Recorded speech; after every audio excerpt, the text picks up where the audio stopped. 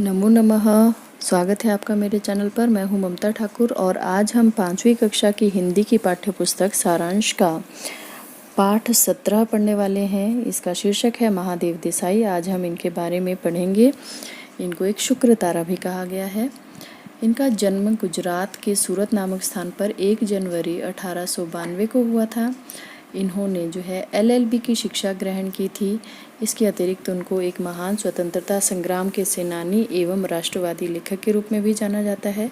ये महात्मा गांधी के सहयोगी एवं निजी सचिव के रूप में कार्यरत थे। महात्मा गांधी के नाम से तो हम सभी भली भांति परिचित हैं, पर उनके पीछे रहने वाले महादेव देसाई को कम लोग ही जानते हैं। महादेव देसाई ने पूरे समर्पण के साथ गांधी जी की सेवा की। यद्यपि उनका जीवन काल छोटा था, पर वे शुक्र तारे के समान अपनी आभा बिखेर कर लुप्त हो गए। महादेव देसाई का नाम महात्मा गांधी जी के नाम के साथ अभिन्न रूप से जुड़ा हुआ है। अभिन्न होता है जिसको अलग ना किया जा सके। उनका साथ ऐसा ही था जैसे आकाश में शुक्र तारे का चंद्रमा के साथ होता है। शुक्र तारा तेजस्वी होता है। अब तेजस्वी का यहाँ पर अर्थ है तेजवान या प्रतापी, और अल्पकाल के लिए चमकता है। अल्पकाल होता है थोड़े समय के लिए, और यही वजह है कि उनकी तुलना जो है शुक्र तारे से की गई है। बड़े सवेरे और शाम के समय महादेव भाई का जीवन भी भारतीय आकाश में जगमगाकर अचानक अस्त हो गया। अस्त होता है छिपना, छिप जाना। उनका जीवन काल छोटा भले ही रहा, पर था तेजस्वी। जब 1917 में वे गांधी जी के पास पहुंचे तो उन्होंने तुरंत उनकी प्रतिभा को पहचान लिया। प्रतिभा होता है बुद्धि। 1919 में अमृतसर में जलियांवाला बाग हत्याकांड हुआ था। उन दिनों गांधी जी की पंजाब जाते समय हरियाणा में पलवल स्टेशन पर गिरफ्तार किए गए थे। उसी समय गांधी जी ने महादेव देसाई को अपना उत्तराधिकारी घोषित कर दिया था। उत्तराधिकारी होता है वारिस। वे गांधी जी के लिए पुत्र से भी अधिक थे। सन 1929 तक महादेव भाई सारे देश के लाडले बन चुके थे। लाडले आपको पता होगा, जिसको सभी प्यार करते हो, जो सबको प्यारा लगता हो। महादेव भाई स्वयं होता है खुद को, गांधी जी का हम्माल होता है बोझ उठाने वाला कुली कहते थे।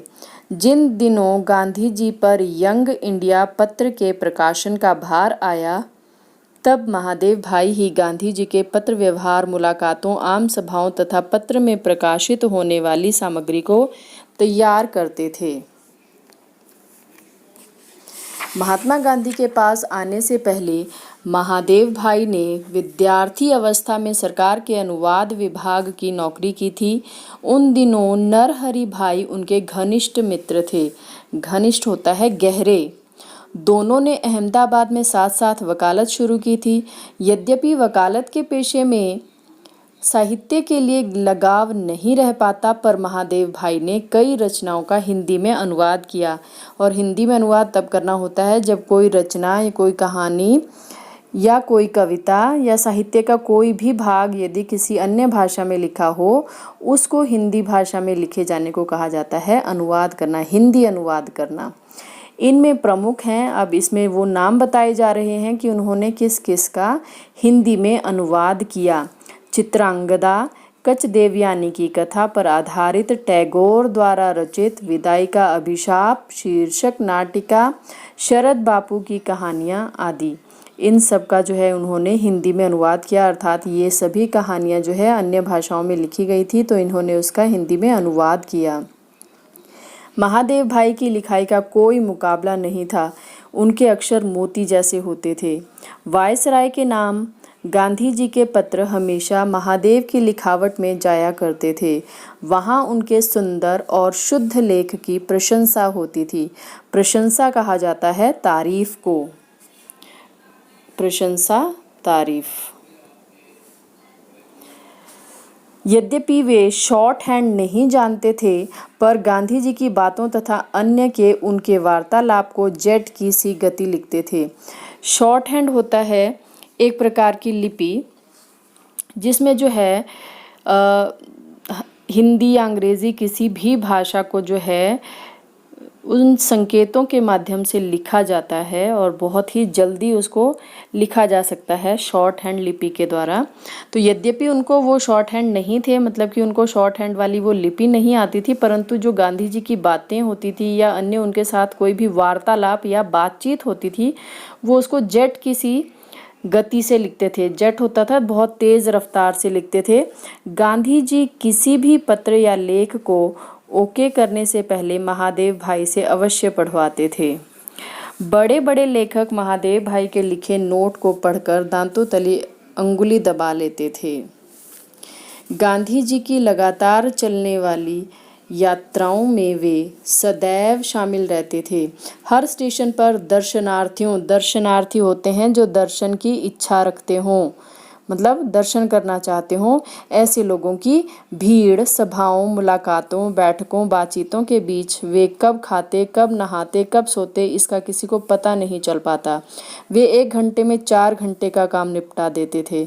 अपनी व्यस्तता के बावजूद, व्यस्तता होती है काम में लगे रहना, उसके बावजूद वे सूत काटना कभी नहीं भूलते थे। महादेव भाई का पूरा जीवन और उनके कामकाज गांधी जी के साथ ऐसे एक रूप हो गए थे कि उनको गांधी जी से अलग करने की कल्पना भी नहीं की जा सकती थी। कल्पना का अर्थ होता है विचार करना।